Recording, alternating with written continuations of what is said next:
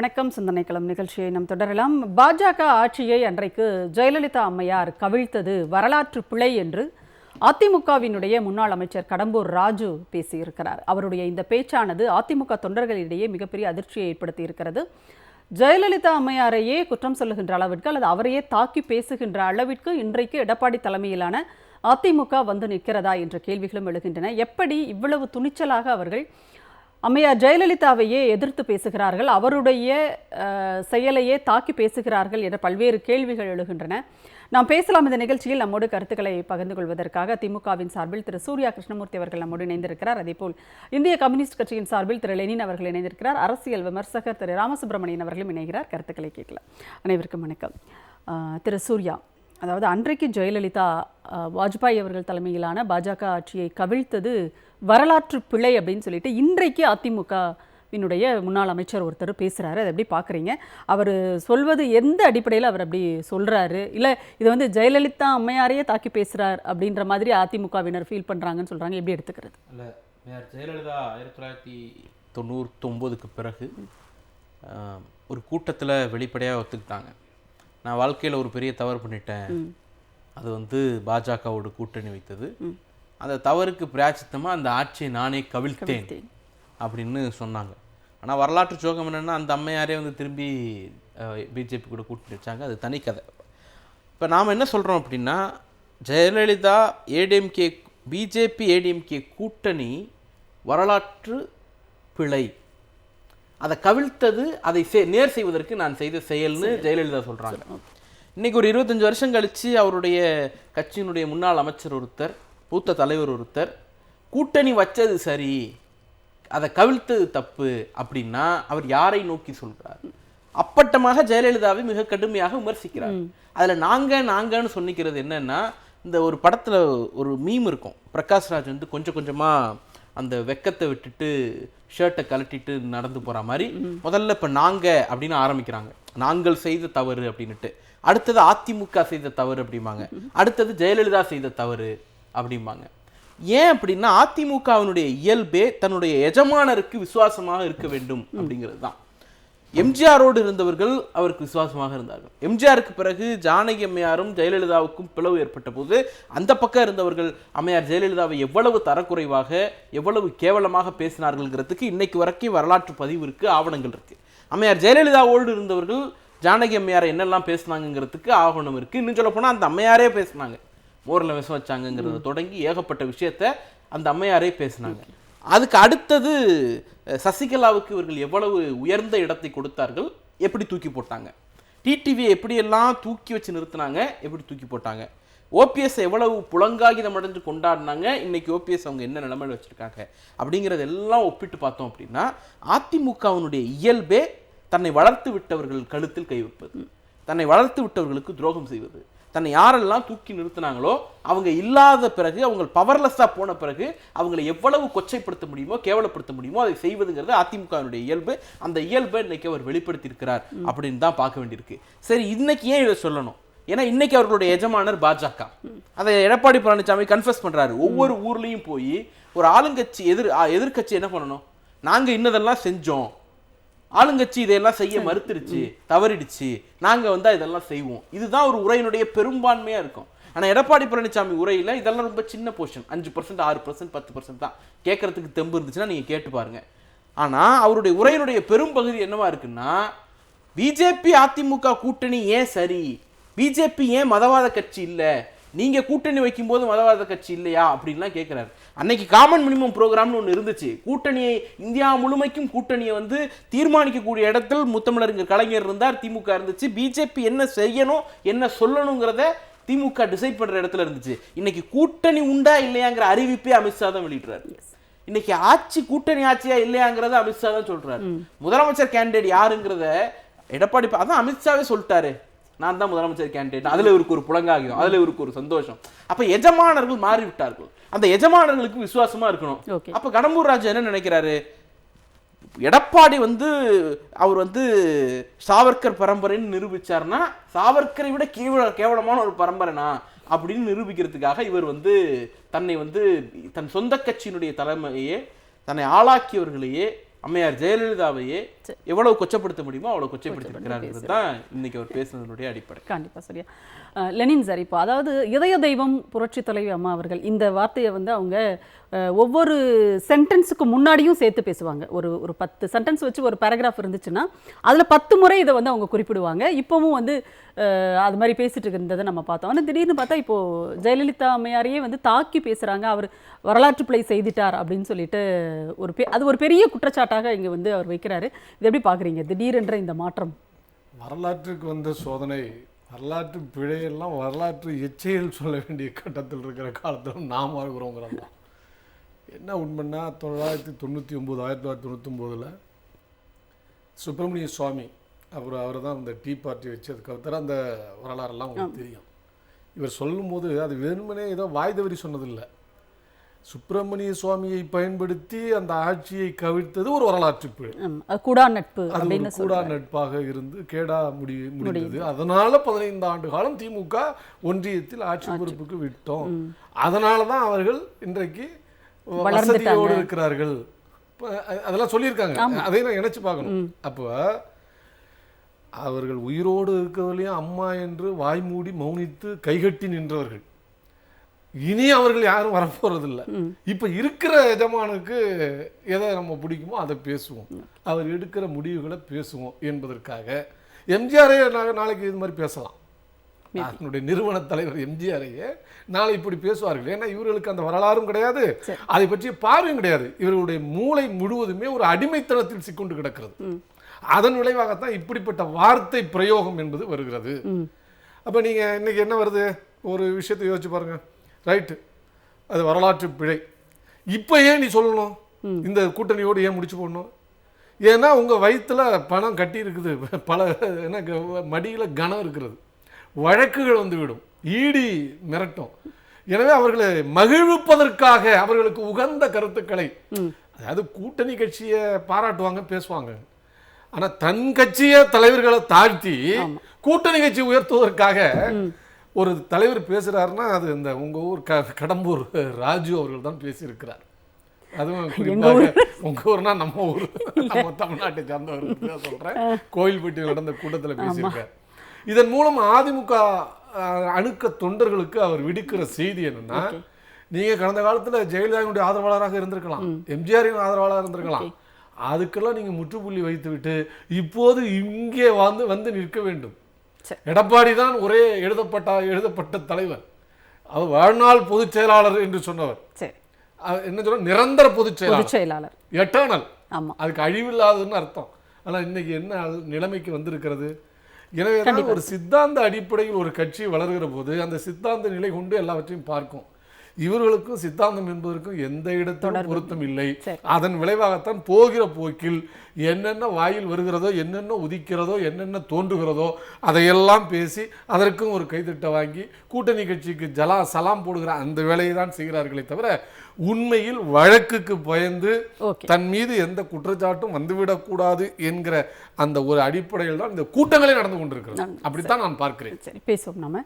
Ramasubramanian sir, உங்களுடைய பார்வை, அதாவது ஜெயலலிதா அவர்களை தாக்கி அதிமுகவினுடைய முன்னாள் அமைச்சரே வந்து பேசி இருக்கிறார் அப்படிங்கிறத நீங்க எப்படி பாக்குறீங்க? எல்லோருக்கும் என்னுடைய வணக்கம். இது ரொம்ப ஷாக்கிங்கா இருக்கு. அதாவது நான் ஒன்றும் அண்ணா திராவிட முன்னேற்ற கழகத்தை சேர்ந்தவனும் ஒன்றும் கிடையாது. ஆனால் ஜெயலலிதா என்கின்ற ஆளுமையை பற்றி மிகுந்த மரியாதை உடைவான். அவங்க இன்னைக்கு இல்லை, 2016 இந்த உலகத்தை விட்டு மறைந்து விட்டார். இருந்தாலும் அவர்களை பற்றி ஒரு உயர்ந்த கருத்துக்கள்லாம் எனக்கு சில இஷ்யூஸ்ல உண்டு.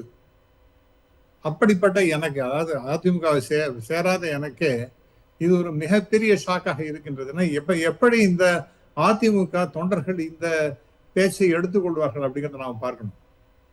இது இன்னும் கேஷுவலா பேசியதாக இல்லை. அதாவது அடிமனதிலேருந்து அவர்களுடைய உள்ளக்கிடக்கை தான் வெளியில வந்திருக்கே அல்லாமல் ஏதோ ஒரு கேஷுவலா டிஎம்கே வளர்ந்து விட்டது, 14 வருஷம் அவர்கள் ஆட்சியில இருந்த மத்திய ஆட்சியில இருந்தார்கள், அதற்கெல்லாம் காரணம் அந்த ஒரு ஓட்டு 1999 ஜெயலலிதா செய்த வரலாற்று பிழை அப்படிங்கிற மாதிரி புதிய வியாகியானம் கொடுக்குறாரு பாருங்க. இது அக்கிரமமா இருக்கு. அதாவது எந்த அளவுக்கு அந்த கட்சியினுடைய தலைவர் ஃபவுண்டர் அப்படின்னு பார்த்தீர்களா எம்ஜிஆர். இப்ப அந்த எம்ஜிஆரை பத்தி யாரும் பேசுறதே கிடையாது. இப்ப ஆட்சி எப்படி வரும்னா அம்மையார் ஆட்சியை கொண்டு வருவோம்னு பேசுறாங்க. என்ன இதுதான் அம்மையார் ஆட்சியா? எவ்வளவு கேவலமா பேசணும் அந்த அளவுக்கு அவங்க பேசி கொண்டிருக்கின்றார்கள். 2-3 வேடிக்கையான விஷயங்களா இருக்கு. ஒண்ணு, வளர்த்த கடா மார்புல பாயிருது அப்படிங்கிற மாதிரி இவர்களுக்கெல்லாம் அறிமுகம் செய்து ஒரு உலகத்திற்கே அல்லது தமிழ்நாட்டிற்கு காண்பித்து கொடுத்தவர் என்பவர் அம்மையார் ஜெயலலிதா அவர்கள். அந்த வளர்த்த கடா இன்னைக்கு மார்புல பாயிற மாதிரி அந்த அம்மையாரை இந்த மாதிரி கேவலமா பேசுவது என்பது யாராலையுமே ஏற்க முடியாது. நிச்சயமாக இது மிகப்பெரிய பிரளயத்தை அதிமுகவில் ஏற்படுத்தும் என்பதில் சந்தேகமே கிடையாது. கண்டிப்பா சார், நீங்க சொன்ன மாதிரி யாரென்றே தெரியாதவர்கள் எல்லாம் நீங்க ஒரு மாதிரி அவர் ஒரு அமைச்சராக்கி அவருக்கான வாய்ப்புகளை எல்லாம் வழங்கிய அவர்களுடைய தலைவியாக இருந்தவரையே அவங்க இப்படி பேசுறாங்க அதிமுகவினுடைய இன்றைய தலைவர்கள் அப்படின்னா அதிமுக தொண்டர்கள் பற்றி அவர்களுடைய மதிப்பு என்னவா இருக்கும்? அதெல்லாம் அவங்கள அதை பத்தி ஒண்ணும் இல்லை. இப்ப நம்ம நண்பர் சூர்யாவாக இருக்கட்டும் அல்லது லெனினா இருக்கட்டும், அவங்க சொன்னது போல அதாவது முழுமையான அடிமையாக வந்து விட்ட பிறகு முக்காடு என்னதுக்கு போட்டுக்கணும்? அதெல்லாம் ஒண்ணும் கிடையாது. எல்லாத்தையும் திறந்து விட்டாங்க. இனிமே நமக்கு யார் எஜமானன் என்றால் அந்த பாஜக என்கின்ற கட்சி தான், மோடிங்கிற தலைவர் தான், அமித்ஷா என்கின்ற தலைவர் தான், இவங்கள தான் தவிர அந்த அதிமுக என்பதையே மறந்து போயாச்சு அவங்களுக்கு. அதனால தன்னுடைய சொந்த கட்சியினுடைய தலைவர் யார் நம்ம எல்லாம் ஒரு மிக முக்கியமான அமைச்சராகவும் தலைவராகவும் வெளி உலகத்தை காண்பித்தனா அவங்களையே கேவலப்படுத்துவது போல இப்படி பேசியிருக்காரு என்பது நிச்சயமாக நான் முன்னாடி சொன்னது போல அதிமுகவில் ஒரு மிகப்பெரிய பிரளயத்தை ஏற்படுத்தும் என்று நான் கட்டாயமாக நம்புகிறேன். சூர்யா கிருஷ்ணமூர்த்தி, இப்போ இவர் இப்படி பேசியிருக்கிறாருன்னு சொன்னா இது எடப்பாடி பழனிசாமிக்கு, அதாவது அந்த கட்சியினுடைய அதிமுகவினுடைய பொதுச் செயலாளர், அவருக்கு இது உடன்பாடா அப்படின்ற ஒரு கேள்வி இருக்குல்ல, அவர் இதற்கு அவர் என்ன பதில் சொல்லுவார்? இது அநேகமாக மதியம் பேசியிருக்காருன்னு நினைக்கிறேன். மதியத்துக்கு பிறகு சாயந்தரம் ஒரு ஆத்திருக்காரு எடப்பாடி பழனிசாமி. இப்போ வரைக்கும் எந்த இடத்துலையும் இது குறித்து எந்த கருத்தும் இல்லை, அவர் மீது எந்த நடவடிக்கையும் இல்லை, எந்த விளக்கமும் இல்லை. வெட்ட வெளிச்சமாக வெளிப்படையாக வீடியோ இருக்குது அவர் பேசுனது. ரொம்ப குறிப்பிட்டு இன்சிஸ்ட் பண்ணி சொல்கிறாரு, சுப்பிரமணிய சாமி கூட சேர்ந்து அந்த ஆட்சியை கவிழ்த்தது அது கூடா நட்பு கேடாய் முடிந்ததுங்கிறது அளவிற்கு அதை இன்சிஸ்ட் பண்ணி சொல்கிறாரு. இல்லை ஜெயலலிதாங்கிற பெயருக்கு பதிலாக நாங்கங்கிறாரு. அன்னைக்கு கடம்பூர் ராஜுவோ எடப்பாடி பழனிசாமியோ ஓபிஎஸோ இருக்கிற இடத்துலலாம் இல்லை. அது சிங்கிள் மேன் பார்ட்டி, ஜெயலலிதா மட்டும்தான் முடிவு எடுப்பாங்க. இவங்க எல்லாம் எக்ஸிக்யூட் பண்ணுறது கூட கிடையாது, நிற்க முடியும் அவ்வளோதான். என்ன சொல்கிறது, நாகரிகமாக அதெல்லாம் பண்ணி காட்ட முடியாது. அதனால ஸோ அப்படி இருக்கும்பொழுது அங்கே நாங்கன்னு அவர் மீன் பண்ணுறது அம்மையார் ஜெயலலிதா அவர்களே தான். அதை எடப்பாடி பழனிசாமி இது வரைக்கும் மறுக்கலங்கும் போது அக்னாலேஜ் பண்ணுறாரு தான் நினைக்கிறேன். இன்னொன்று, எடப்பாடி பழனிசாமிக்கு ஜெயலலிதா மீது ஒரு ஆழ்மன காழ்ப்பு உண்டு. ஏன்னா சமீபத்தில் கூட ஏதோ ஒரு பேட்டியில் பேசும்போது சீனியர் ஜூனியர் பாலிடிக்ஸ் பற்றி பேசினார். அரசியலில் நான் சீனியர், நீங்கள்லாம் ஜூனியர்னு திமுக நோக்கி அவர் குறிப்பிட்டார். ஆனால் உண்மையிலே அந்த செய்தி யாருக்கானதுன்னா ஜெயலலிதாவுக்கு. எடப்பாடி பழனிசாமி ஜெயலலிதாவோட கட்சியில் சீனியர். அந்த அம்மா அந்த கட்சிக்குள்ளே வரதுக்கு முன்னாடியே இவர் கிளை கழகத்தில் பொறுப்பில் இருந்தவர். இப்போ அந்த அடிப்படையில் எனக்கு ஜூனியர் நீ என்னை காலில் விட வச்சுட்டேங்கிற ஆதங்கம் அவருக்கு இருந்திருக்கலாம். அதனுடைய விளைவாக கூட இதெல்லாம் ஒரு மறைமுகமாக ரசிக்கலாம், ஊக்குவிக்கலாம். அப்படி சொல்றீங்க, அவரோ நேரடியாக பேசலைனாலும் சீட்டு கொடுக்குறாருன்னு பார்ப்போம். சீட்டு கொடுத்தாருன்னா ரசிக்கிறாருன்னு தானே அர்த்தம். இல்லை எந்த கடம்பூர் ராஜு அதை மறுத்திருக்கிறாருல்ல, அப்போ ஒருவேளை தலைமை சொல்லி கூட அவர் அது என்ன மறுத்தாரு? திருச்சி சொல்லிட்டாங்க. நான் அப்ப அந்த அர்த்தத்துல நான் சொல்லல. ஒண்ணும் இல்லைங்க, அவர் பேசுனது தமிழ் தெரிஞ்ச உங்களுக்கும் புரியும், எனக்கும் புரியும். ஊர்ல யாருக்கெல்லாம் தமிழ் தெரியுதோ புரியும். அந்த வீடியோ பார்த்து அத்தனை பேருக்கும் தெரியும். அதுல எங்க திரிக்கிறதுக்கு இருக்கு? அவர் சொல்றாரு திமுகவுக்கு அந்த இடத்தை விட்டு கொடுத்துட்டோம், அதனால திமுக வளர்ந்துருச்சு அப்படிங்கறத. திமுக இவங்க அப்பாவுக்கு அப்பாவெல்லாம் பார்த்த கட்சி. நீங்க பிபி சிங் கவர்மெண்ட்ல லோக்சபால பெரிய அளவுல எம்பிஏ இல்லாம ராஜ்யசபா எம்பி வச்சு அமைச்சரவையில் இடம்பெற்ற கட்சி. அந்த கவர்மெண்ட்ல இவர்கள் அத்தனை பேரும் துரோகம் பண்ணிட்டு போகும்போது காவிரி நடுவர் மன்றத்துக்கு போய் அனைத்து கட்சி குழு போய் விபி சிங்கை அமைக்க வலியுறுத்தணும்னு கோரிக்கையோட போகும்பொழுது அன்னைக்கு சிபிஐ சிபிஎம் தான் கூட வந்தாங்களே தவிர அதிகப்படியான எம்பி வச்சிருந்த ஏடிஎம்கே ஒருத்தர் அனுப்பல. அன்னைக்கு திராவிட முன்னேற்ற தான் கூட்டு போனுச்சு. இன்னொன்று 14 ஆண்டுகள் இருந்தோம் அப்படின்னா பாஜக கூட 4 ஆண்டுகள் தான் இருந்தோம். 4 ஆண்டுகள் இருந்து முடிச்சுட்டு சொன்னோம் இனி எந்த காலத்திலையும் கூட்டணி இல்லைன்னு. இன்னைக்கு சொல்லி 20 வருஷம் கடந்து போச்சு, 22 வருஷம் ஆச்சு. இந்த 22 வருஷத்துல ஒரு முறை கூட பிஜேபி கூட எந்த உறவையும் வைத்துக் கொள்வது. ஆனால் ஏடிஎம்கே சொன்னதையும் மீறி செஞ்சாங்க. 10 ஆண்டுகள் யூபிஏ கவர்மெண்ட்ல இருந்ததை வந்து இவங்க எந்த வகையில தனக்கான கிரெடிட்டா எடுத்துக்கிறாங்க அப்படின்னு தெரியல. எடப்பாடி பழனிசாமியை பொறுத்த வரைக்கும் ஜெயலலிதா மேலான அந்த வெறுப்பு அவருக்கு அதிகமாகவே இருக்கு. ஏன்னா தன்னுடைய கால் நகத்துக்கு கீழே அவர்கள் எல்லாம் வைத்திருந்தார் அந்த அம்மையாருங்கிற கோபம் இருக்கலாம். நீங்க தொடர்ச்சியா பாருங்க, இது மட்டும் கிடையாது, எப்போதுமே அந்த அம்மாவுக்கு ஒரு ஸ்பெஷாலிட்டி உண்டு. முந்தைய கவர்மெண்ட், திமுக கவர்மெண்ட் எதையெல்லாம் கொண்டு வருதோ அது எல்லாத்தையும் அந்த அம்மா தூக்கி கிடப்பில் போடுவாங்க, சீரழிப்பாங்க, மீண்டும் அதை யூஸ் பண்ணவே முடியாத அளவுக்கு செய்வாங்க. அதுக்கு ஒரு பெஸ்ட் எக்ஸாம்பிள் சமச்சீர் கல்வி. சுப்ரீம் கோர்ட்டே 2 முறை ஆர்டர் போட்ட பிறகும் அந்த அம்மா வந்து புக்கு கொடுக்கல. நவம்பர் மாசம் தான் ஸ்கூல் டெக்ஸ்ட் புக்கே எங்களுக்குலாம் வந்துச்சு. அதுல வந்து வள்ளுவர் படம், அதாவது செம்மொழி மாநாட்டோட லோகோ வள்ளுவர் படத்து மேல பச்சை ஸ்டிக்கர் ஒட்டினாங்க. என் தமிழ்வாத்தியார் கேட்டாரு, உங்க கட்சியோட மாவட்ட செயலாளர் வள்ளுவர், அந்த அம்மா எதுக்குடா இதெல்லாம் ஒட்டி கொடுக்குது அப்படின்னு கேட்டார். அந்த அளவுக்கு காழ்ப்பு கொண்டவர், முன்னால் ஒரு அரசாங்கம் செய்வதை நிறுத்தக்கூடியவர். அந்த அம்மாவுக்கே அதை செஞ்சு காட்டினவர் எடப்பாடி பழனிசாமி. அம்மா அழைப்பு மையம்னு அந்த அம்மா ஒரு திட்டத்தை தொடங்கினாங்க, அதை இழுத்து மூடிட்டு இவர் வந்து முதலமைச்சர் அழைப்பு மையம்னு ஒன்று ஆரம்பிச்சாரு. அதே போல அம்மா உப்பு, அம்மா தண்ணி, அம்மா மருத்துவமனை, அம்மா அது இதுன்னுட்டு அவங்க அந்த அம்மா தொடங்கின அத்தனை திட்டத்தையும் இழுத்து மூடுனது எடப்பாடி பழனிசாமி. ஆனா இப்ப ஊர் ஊரா போய் திமுக தான் எல்லாத்தையும் கடப்புல போட்டாங்க அப்படின்னு சொல்லிட்டு மடிக்கண்ணி கொடுக்கிற திட்டம் 2018க்கு பிறகு நடைமுறைப்படுத்தல. தாலிக்கு தங்கம் திட்டம் கோவிட்ல அவரே ஒத்துக்கிறாரு, கோவிட்ல நாங்க தான் நிறுத்தணும். முன்னாடி என்ன சொன்னாரு, திமுக நிறுத்துச்சுன்னாரு. இப்ப அவரே ஒத்துக்கிறாரு, டேட்டாவோட ப்ரூவ் பண்ண பிறகு, ஊரெல்லாம் அடி வாங்கின பிறகு, இல்ல நாங்க கோவிட்ல நிறுத்தணும்னாரு. ஆனா உண்மை என்னன்னா கோவிடுக்கு முன்னாடியே நிறுத்தினார். அப்போ ஜெயலலிதா மீது கோபம்ங்கிறது அவர் உருவாக்குன திட்டத்தை எல்லாம் நிறுத்த வச்சது அவருக்கு. எல்லாத்தை விட உச்சம் என்ன அப்படின்னா, மீன்வள பல்கலைக்கழகத்திற்கு, நாகை மீன்வள பல்கலைக்கழகத்திற்கு ஜெயலலிதா பெயரை சூட்ட வேண்டும்னு அவர் காலத்துல தான் அந்த மசோதா போனுச்சு. அந்த மசோதாவை ஆளுநர்கிட்ட சண்டை போட்டு அதை நிறைவேற்றணும்னு கேட்டது திராவிட முன்னேற்ற கழகம். அப்படி திருப்பி அனுப்பப்பட்ட போது தமிழ்நாடு அசம்பிளியை கூப்பிட்டு அதை ரீபாஸ் பண்ணும்போது கவர்னருக்கு பயந்துகிட்டு ஜெயலலிதா பெயரை வைக்கக்கூடிய அந்த மசோதாவுக்கு எதிராக வெளிநடப்பு பண்ணிட்டு போனவர் எடப்பாடி பழனிசாமி. சுப்ரீம் கோர்ட் வரைக்கும் போய் அதை ஜெயிச்சுட்டு வந்து பண்ண பிறகு ஒரு பிஜேபி வழக்கறிஞர், மெரிட்டே இல்லாம அவர் வந்து திருநெல்வேலியை சேர்ந்தவர், வழக்கு வந்து போடக்கூடாத ஜூரி செக்ஷனே இல்லாம ஒரு வழக்க போடுறாரு. அந்த நீதிபதி எடுத்து ஒரு இடைக்கால தீர்ப்பு கொடுக்குறாரு. அப்ப வந்து அந்த தீர்ப்புல தடைப்பட்டது அந்த பெயரும் தான். மீன்வள பல்கலைக்கழகத்துக்கு ஜெயலலிதா பெயரை வைக்கணுங்கிற அந்த மசோதா சேர்ந்து தடைப்படுது. பிஜேபி இன்னைய வரைக்கும் கண்டுபிடிச்சிருப்பாரா? எடப்பாடி பழனிசாமி இன்னைக்கு ஹெச் ராஜாவை கூப்பிட்டு வச்சுட்டு புலங்காங்கி அடைஞ்சிட்டு இருக்காரு. சரி, ஓகே, பேசலாம் நாம. லெனின் சார், இப்போ என்னன்னா, அப்போது ஏற்கனவே வந்து அதில் இருக்கிற மூத்த தலைவர்கள், அதிமுகவினுடைய மூத்த தலைவர்கள் ஒருவரான திரு செங்கோட்டையன் அவர்கள் ஏற்கனவே ஒரு தடவை வந்து எடப்பாடி பழனிசாமி அவர்கள் கலந்துக்கிட்ட ஒரு கூட்டத்தில் பேனரில் பின்னாடி பேக்ட்ராப்பில் வந்து அம்மையாருடைய படம் இதெல்லாம் இல்லை அப்படின்னு சொல்லிட்டு, அப்போ தான் அவர் அதை வந்து வெளியிலேயே வந்தார், இதெல்லாம் பேசினார்.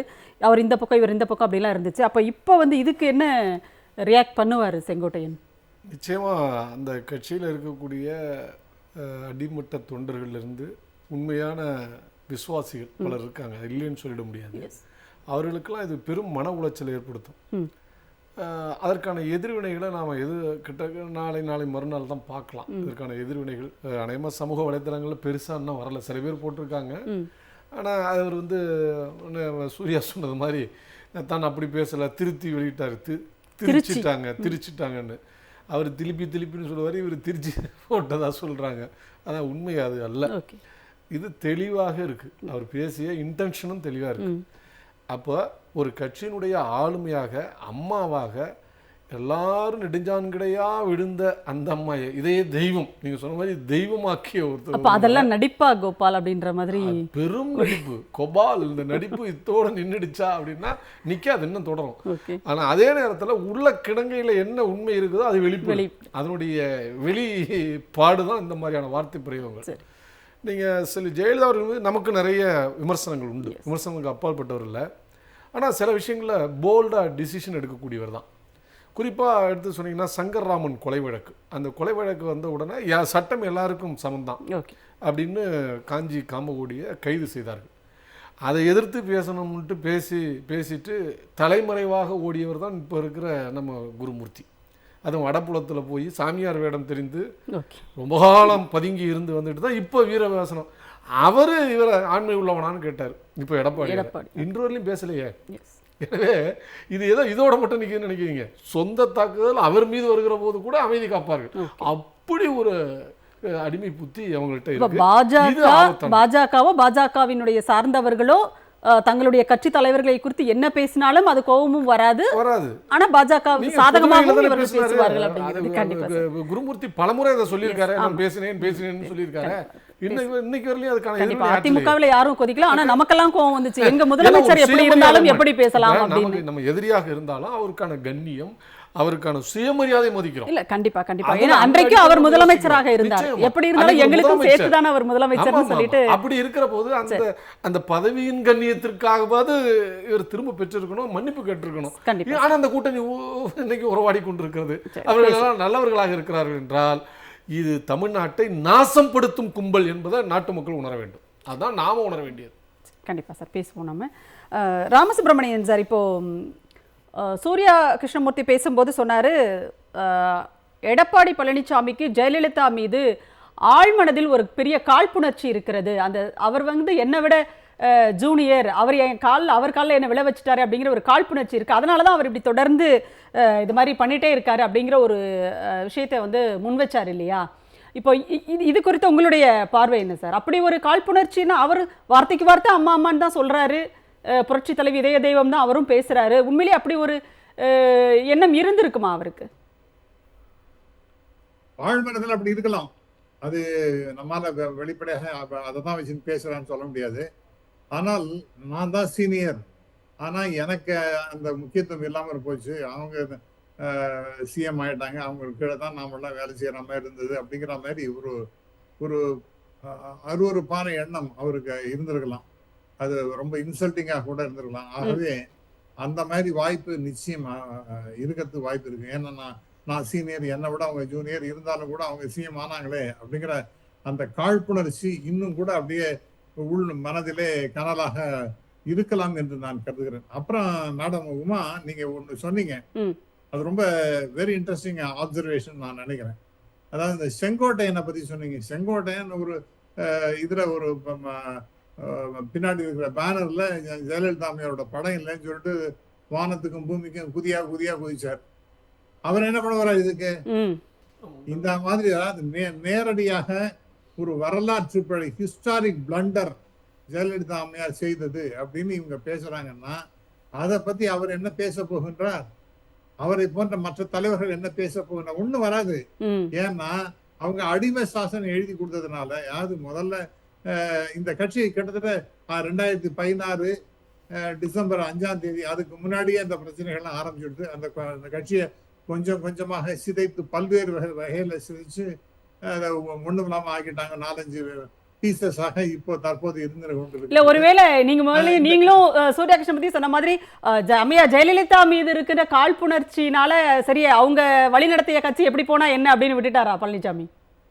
ஐ திங்க் அந்த பத்தி இனிமே இந்த அதிமுகங்கிற அந்த அத்தியாயம் முடிஞ்சு போச்சு என்று நான் கருதுகிறேன். அதுக்கு முடிவுரை எழுதப்பட்டு விட்டதாக நான் கருதுகிறேன். ஏன்னா யானை தான் தலையிலேயே மண்ணவாரி போட்டுக்கும்பாங்க. அந்த மாதிரி அதிமுக என்ற கட்சிக்கு தான் தலையிலேயே மண்ணவாரி போட்டுக்கிற மாதிரி இந்த கடம்பூர் ராஜு அவர்கள் பேசி இருக்கின்றது. அதற்கு ஒண்ணும் இதுவரைக்கும் ஒரு ரியாக்ஷன் இல்லை அப்படிங்கிறது ரொம்ப வருத்தமான விஷயம். அதான் நான் வருத்தப்பட வேண்டாம், அதான் அவங்களுடைய இயல்பான நடவடிக்கையாக இருக்கின்றது. அதாவது இவர் நம்ம இபிஎஸ் அவர்கள் பேசும்போது எனக்கு ஒரு இந்த திருவிளையாடல்ல ஒரு வசனம் ஞாபகம் இருக்கு. பிரிக்க முடியாதது என்ன அப்படின்னா தமிழும் சுவையும் அப்படிங்கிற மாதிரி பேசுவாங்க. அது போல பிரிக்க முடியாது என்ன அப்படின்னா பாஜகவும் அதிமுகவும் அப்படின்னு பேசி கொண்டிருக்கிறார். ஆகவே அந்த அதிமுக பிஜேபியில கொஞ்சம் கொஞ்சமா கரைஞ்சு போவதற்கு எல்லா விதமான நடவடிக்கைகளும் எடுக்கப்படுகின்றன. இது ரொம்ப துரதிருஷ்டவசமானதாக இருக்கின்றது அப்படின்னு தான் நான் ஃபீல் பண்றேன். ஆகவே இவங்களுடைய நடவடிக்கைகள், இவங்களுடைய பேச்சு அதெல்லாம் என்னன்னா கிட்டத்தட்ட அதிமுக காலி பண்ணி அதை கொண்டு போய் பிஜேபியோட ஒன்று சேர்த்து விட வேண்டும் அப்படிங்கிற ஒரு எண்ணப்பாட்டுல போயிட்டு இருக்குன்னு நினைக்கிறேன். இது அதிமுக தொண்டர்கள்கிட்ட ஏற்கனவே நான் பல தரப்பட்ட அதிமுக தலைவர்கள் மட்டுமல்ல தொண்டர்கள்ட்டையும் நான் பேசிக் கொண்டிருக்கின்றேன். அவங்க எல்லாம் என்ன சொல்றாங்கன்னா, இந்த பிஜேபியோட நாங்க சேர்ந்தது தற்கொலைக்கு சமமானது. ஆகவே அவங்க எங்க இடத்துல நின்னாலும் நாங்க அவங்களுடைய தோற்கடிப்போம்னு சொல்லிடுறாங்க. இப்ப அதிமுக நின்னாலும் தோற்கடிப்போம். ஏன்னா எங்க தலைவியை பத்தி இப்படி பேசுறாங்க. அப்ப அதிமுகவும் வேண்டாம், பிஜேபியும் வேண்டாம், நாம ஒரு நியூட்ரல் ஸ்டாண்ட் எடுப்போம் அப்படிங்கிற மாதிரி இருக்கலாம். அல்லது திராவிடம் அப்படிங்கறது தூக்கி நிறுத்தக்கூடிய ஒரே கட்சி என்னன்னு பார்த்தா திரு அன்வர் ராஜா சொன்ன மாதிரி அது திராவிட முன்னேற்ற கழகம் தான். அதனால இதுவும் வேண்டாம் அதுவும் வேண்டாம், நாம டிஎம்கேக்கு ஓட்டு போடுறோம், திராவிட சித்தாந்தத்தை தூக்கி பிடிக்கின்ற ஒரே கட்சி அதுதான் அப்படிங்கிற மாதிரி வரலாம். அந்த மாதிரி தான் நான் பார்க்கின்றேன். கிட்டத்தட்ட அதிமுகவுக்கு முடிவுரை கொஞ்சம் கொஞ்சம் கொஞ்சமாக எழுதப்பட்டு வருகின்றது. இந்த வரத்து எலெக்ஷனுக்குள்ளேயே முடிச்சிருவாங்க அந்த கட்சியை நான் நினைக்கிறேன். திரு சூர்யா, இப்போ ஜெயலலிதாவை வரைக்கும் வந்து தாக்கி பேச ஆரம்பிச்சிருக்காங்க. அடுத்தது யார் அப்படின்னு ஒன்று இருக்கு இல்லையா? அடுத்தது எம்ஜிஆர். ஏற்கனவே அண்ணா அவர்களை குறித்து பேசியதை வந்து அவங்க பார்த்து ரசித்த ஒரு விஷயத்தை நம்ம பார்த்தோம். அப்போது இனிமேல் எம்ஜிஆரை குறித்து பேசினாலும் கூட இவர்கள் வந்து அடுத்தவர்கள் பேசினாலும் இப்படி தான் இருப்பாங்க, அல்லது இவங்களே இப்படி தான் பேசுவாங்க அப்படின்றதா? இல்லை, அது என்ன அப்படின்னா அதிமுகவோட இயல்பு வந்து முற்று முழுதுமாக சிதைக்கப்பட்டிருக்கிறது. அதனுடைய லீடர்ஸ் எப்போதுமே வந்து ஒரு வழிபாட்டில் தான் இருப்பாங்க, எஜமானர்களை வழிபடுவாங்க. இன்றைக்கி எஜமானர்களாக பிஜேபி இருப்பதால் அவர்களை வழிபடுறாங்க. அவங்கள சந்தோஷப்படுத்துறதுக்கு என்னெல்லாம் தேவையோ அதையெல்லாம் செய்கிறாங்க. இப்போ நம்ம வரலாற்றில் யோசித்து பார்த்தோம்னா அபர்ஜன்ஸ்க்கு எதிரான குற்றச்சாட்டுகளுக்கு அவங்களுக்கு இழைக்கப்பட்ட அநீதிகளுக்கு 100 வருடங்களுக்கு பிறகு மன்னிப்பு கேட்ட கதை உண்டு. அதே போல் இங்கே பிரிட்டிஷ் நடத்திய கொடுமைகளுக்கு 100 ஆண்டுகளுக்கு பிறகு 50 ஆண்டுகளுக்கு பிறகு மன்னிப்பு கேட்கணுங்கிற குரல்கள் உண்டு. அந்த மாதிரி 99 பாஜக காயப்பட்டதுக்கு அதிமுக மன்னிப்பு கேட்டிருக்கு அப்படிங்கிறது தான் பார்க்க வேண்டியிருக்கு. ஐயா எஜமானே எங்களை மன்னிச்சிருங்க, தெரியாதனமா அரியா பிள்ளைய பண்ணிட்டு அந்த அம்மா பண்ணிட்டு போச்சு, நாங்கள்லாம் ஒன்றும் உடந்த கிடையாது அப்படின்னு சொல்லக்கூடியதாக தான் இந்த ஸ்டேட்மெண்ட்டை பார்க்க வேண்டியது. இல்லை, அப்படி அவர்கள் சொல்லும்போது ஒரு பக்கம் இதையும் யோசிச்சிருக்கணும்ல. அம்மையார் ஜெயலலிதா அவர்கள் மருத்துவமனையில் வந்து உடல்நிலை சரியில்லாமல் இருக்கும்போது அவருக்கு என்னாச்சு ஏதாச்சுன்னு எதுவுமே தெரியாமல் ஒரு சூழலில் உண்மையான அதிமுக தொண்டர்கள் அவருக்காக வந்து வேண்டிக்கிட்டு அது வேறு மூட நம்பிக்கையாகவே கூட இருக்கட்டும், ஆனால் அவர்களுடைய நம்பிக்கை அது மண்சோறு சாப்பிட்டாங்க, என்னென்னமோ நேர்த்திக்கடன் பண்ணாங்க, இன்னும் சில பேர் விரலையெல்லாம் வெட்டி காணிக்கையாக கொடுத்தார்கள். அப்போ அவர்களுடைய மனநிலையும் இவங்க கொஞ்சம் யோசிச்சு பார்க்கணும்ல, தொண்டர்களுடைய மனநிலையை. அதை பற்றி இவங்களுக்கு கவலை கிடையாது. இவங்களை பொறுத்த வரைக்கும் அப்பீஸ் பண்ணி தன்னை ஒரு பொசிஷன் பண்ணிக்கலாங்கிறது மட்டும்தான் இவங்களுடைய நோக்கமாக இருக்கிறது.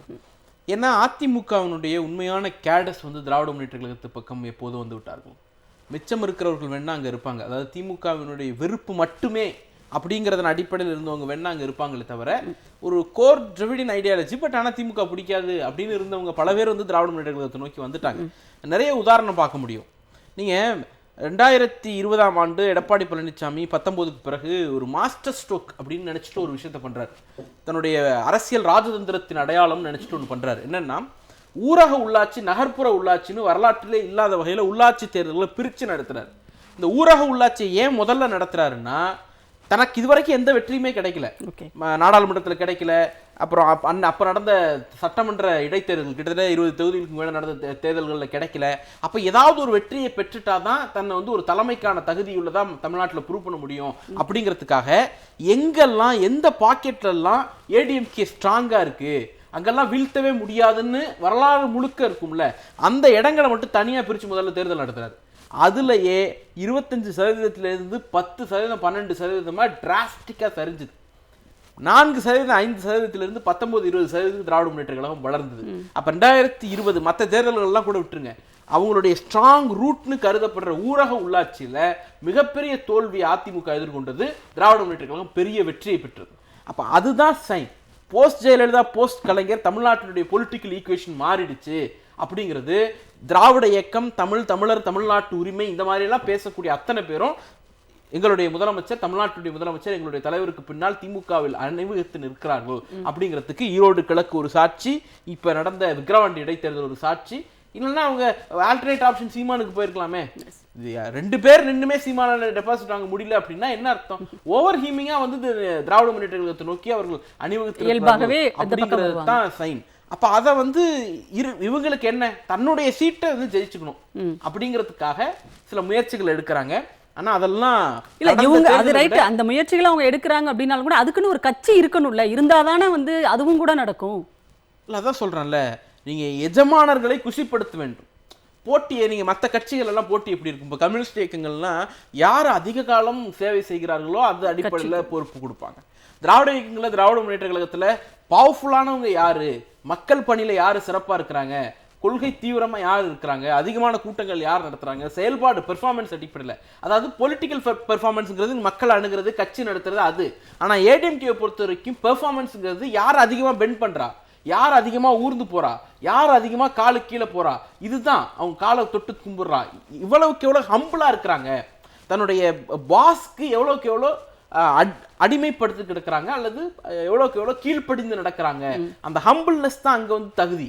அப்படியே ட்ரெயின் பண்ணப்பட்டவங்க இன்னைக்கு அதே ஹம்பிள்னஸை கொண்டு போய் பிஜேபிக்கு காட்டுறாங்க. ஏன்னா ஓனர் மாறிட்டாங்க. எடப்பாடி பழனிசாமியே சொல்றாரு, நீங்க வந்து இல்ல அந்த பணிவு அப்படின்றதுக்கும் அடிமை அப்படின்றதுக்கும் வித்தியாசம் இருக்குல்ல.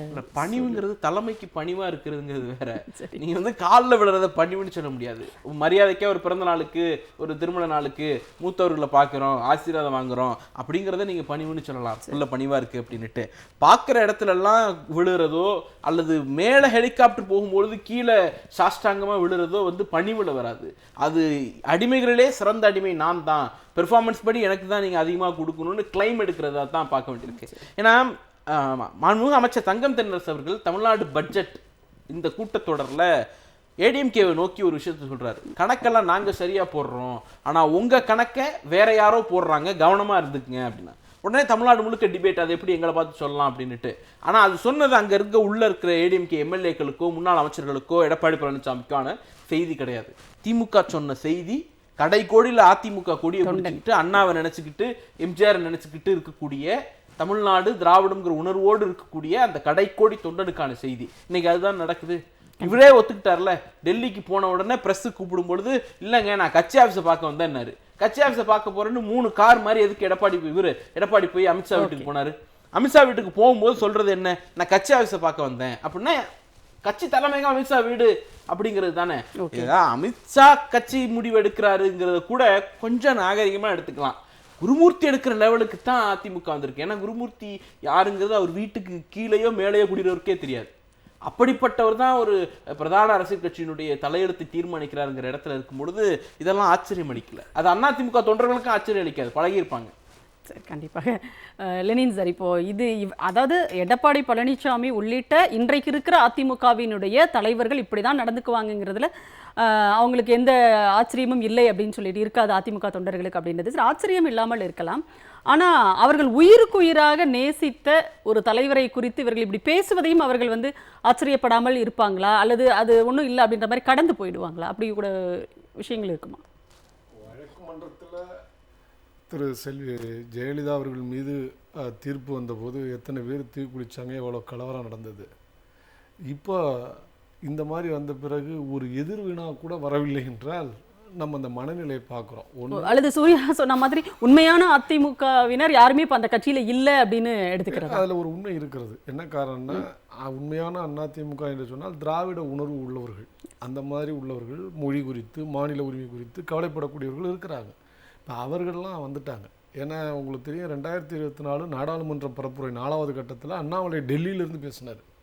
ஜெயலலிதாவே ஒரு இந்துத்துவவாதி தான் என்று பேசினார். உங்களுக்கு ஞாபகம் இருக்கும்னு நினைக்கிறேன். அப்படி வந்தபோது எதிர்வினை ஆற்றியவர்கள் யாருமே அண்ணன் சொல்லப்போனால் அப்போ எதிர்ப்பு இருந்தவர்கள் எதிர்வினை இவங்க ஆற்றிருக்கணும், வலுவா ஆற்றலை. ஆனால் திருநாவுக்கரசர் தான் சொன்னார், அவர்கள் நல்ல ஆன்மீகவாதி, கடவுள் பக்தி உள்ளவரை தவிர அவர் மதவெறியர் அல்ல அப்படின்னு திருநாவுக்கரசர் பேசினார். ஆனால் அதே அண்ணாமலை ஜெயலலிதா அவர்களை வந்து இந்த மாதிரி பொது சொத்துக்களை கொள்ளையடித்தவர் தானே, அவர் வந்து இதில் வந்து அக்யூஸ்ட் ஆனவர் தானே, இது பண்ணவர் தானே, தண்டிக்கப்பட்டவர் தானே அப்படின்னு பேசும்போது கடுமையாக வந்து எதிர்வினை ஆற்றினாங்க. அவரை வந்து நீக்கினாதான் நாங்க வந்து கூட்டணி அப்படின்றதெல்லாம் நிபந்தனை போட்டாரு. அதுதான், அது கொள்கை பிரச்சனையில விட்டாங்க, சொத்து பிரச்சனை வந்துருவாங்க.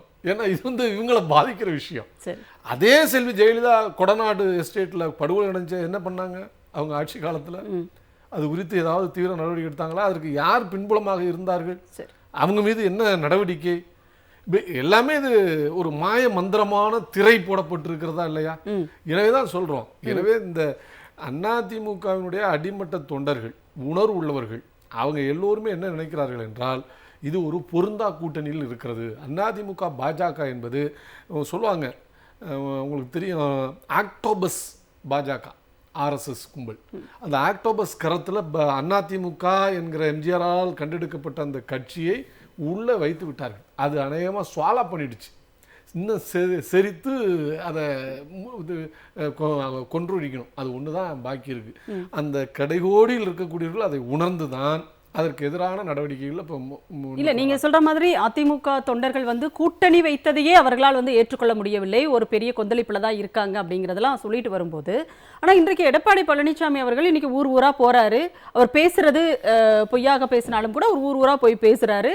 அங்க வந்து அவருக்கான அந்த அதிமுக தொண்டர்களினுடைய வரவேற்பை நம்ம பார்க்குறோம் இல்லையா? அப்ப நீங்க சொல்றதுக்கும் அதுக்கும் பெரிய முரண்பாடு இருக்குல்ல? அப்படி ஒன்றும் அதிமுக தொண்டர்கள்கிட்ட ஒன்றும் கோபமோ அல்லது இதுவோ இருக்கிற மாதிரி தெரியலையே. இல்லை, அது கூடிய கூட்டம் அல்ல, கூட்டி வரப்பட்ட கூட்டம்.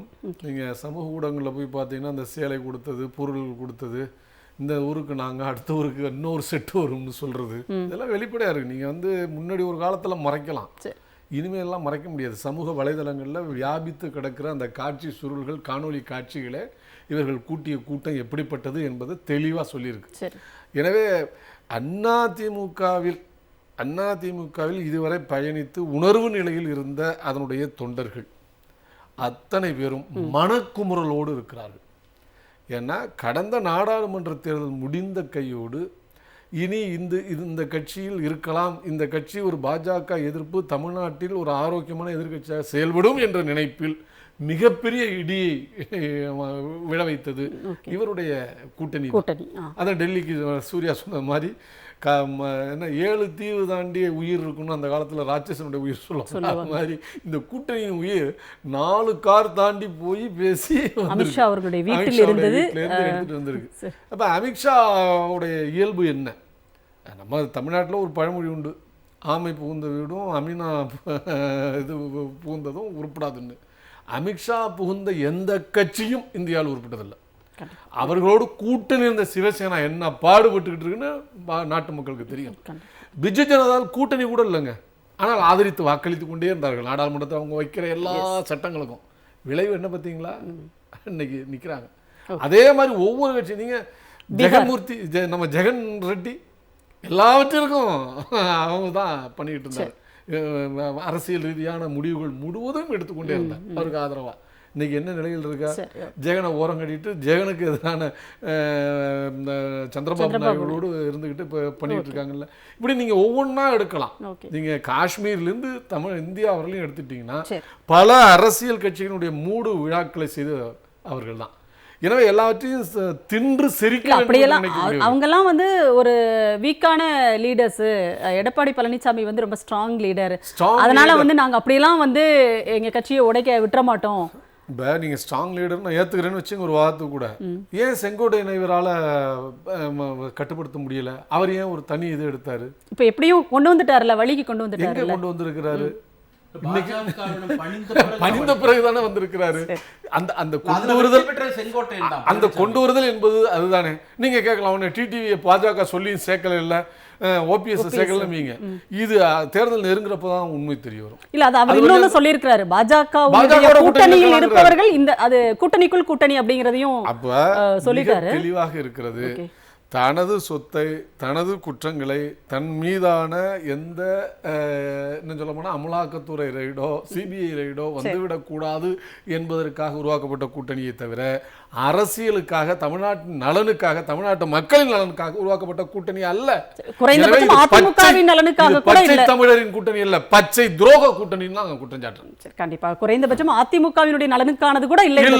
அதுதான் நமக்கு உள்ள வேகம். எனவே அந்த அதிமுகவில் நல்லென சிந்திக்கிற நிறைய நண்பர்கள், தோழர்கள் இருக்கிறார்கள். அவர்களெல்லாம் சீர்தூக்கி பார்த்து இந்த முறை இந்த கூட்டணியை வீட்டுக்கு அனுப்பிவிட்டு திராவிட முன்னேற்ற கழக தலைமையிலான இந்த முற்போக்கு ஜனநாயக மதச்சார்பற்ற கூட்டணியை மகத்தான வெற்றி பெற வைக்க வேண்டும். அதுதான் தமிழ்நாட்டின் மனசாட்சியை வடவருக்கு எடுத்து காட்டக்கூடியதாக இருக்கும். இன்னும் சொல்ல போனா அதுதான் அதிமுகவை கொஞ்சமாவது காப்பாற்றக்கூடியதாக. அதிமுக காப்பாற்றணும்னாலே இதை செய்யணும். அதிமுகவை கபலீகரம் செய்து விடுவார்கள். கண்டிப்பா சார். ராமசுப்ரமணியன் சார், உங்களுடைய நிறைவு கருத்தாக வந்து நீங்கள் பதிவு செய்யலாம் ப்ளீஸ். அதாவது இப்ப மோடியா லேடியா அப்படின்னு எப்ப கேட்டாங்க? 1999 அப்புறம் தானே கேட்டாங்க. ஆனால் அந்த மோடியா லேடியாங்கிற அந்த தாரக மந்திரத்தை முழுக்கலும் மறந்து விட்டு இன்னைக்கு 1999 ஒரு வரலாற்று பிழை நடைபெற்றது அப்படின்னு சொன்னா தன்னுடைய கட்சியினுடைய தலைவி. அவங்க இப்ப வரக்கூடிய ஆட்சி கூட அம்மா ஆட்சின்றாங்க. அவங்க போய் 2016 போய் சேர்ந்தாங்க. அவங்களோட ஆட்சியை கொண்டு வர போறாங்க. ஆனால் இவ்வளவு கேவலமாக அந்த அம்மையாரை பற்றி பேசும்பொழுது இதை எப்படி அந்த தொண்டர்கள் ஏற்றுக்கொள்வார்கள்? ஆகவே இந்த முடிவுரை இந்த கட்சிக்கு ரொம்ப வருத்தமான விஷயம். அதாவது தமிழ்நாட்டை பொறுத்த வரைக்கும் திமுக அதிமுக என்ற இரு துருவ அரசியல் இருந்தது. ஆனால் இன்னைக்கு கம்ப்ளீட்டா சரண்டர் ஆனதுனால அந்த அதிமுக என்ற கட்சி என்பது வரக்கூடிய தேர்தலுக்கு முன்னாடியே காண போயிடும் அப்படிங்கிற மாதிரி தான் மிகப்பெரிய கவலை ஏற்பட்டு இருக்கின்றது. ஆகவே இந்த திராவிடம் அப்படிங்கிற அந்த சித்தாந்தத்தெல்லாம் விட்டுட்டு ஒரு முழுமையான அடிமையாக பாஜக போய் சேர்றது, திரு அமித்ஷா என்ன சொல்லுகின்றாரோ அதை தான் கேட்கறது அப்படிங்கிற மாதிரி வந்துருதுன்னா இது வந்து மோடியா லேடி அப்ப எது கேட்டாங்க? இனிமே நான் ஏதோ ஒரு தடவை தவறு செய்தேன், அந்த பாஜகவோட கூட்டணி வச்சேன், இனிமே கிடையவே கிடையாதுன்னு அவங்க அழுத்தம் திருத்தமாக சொல்லிட்டு அதை முழுமையாக கடைபிடித்துக் கொண்டிருந்த தலைவனுடைய தொண்டர்கள் என்று கூறப்படுகின்ற இவர்கள் இப்படிலாம் பேசினா என்ன பொதுமக்கள் நினைப்பாங்க?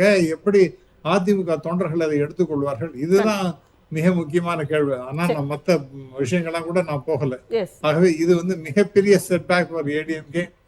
கொஞ்சம் கூட அந்த தங்களுடைய தலைவி என்கின்ற அந்த மரியாதை, உயர்வு இதெல்லாம் எதுவுமே இல்லாம அவங்க வந்து கொச்சப்படுத்தி பேசி, பொதுமக்கள்கிட்ட கொச்சப்படுத்தி பேசி தன்னுடைய கட்சியை கேவலப்படுத்தி விட்டார்கள்.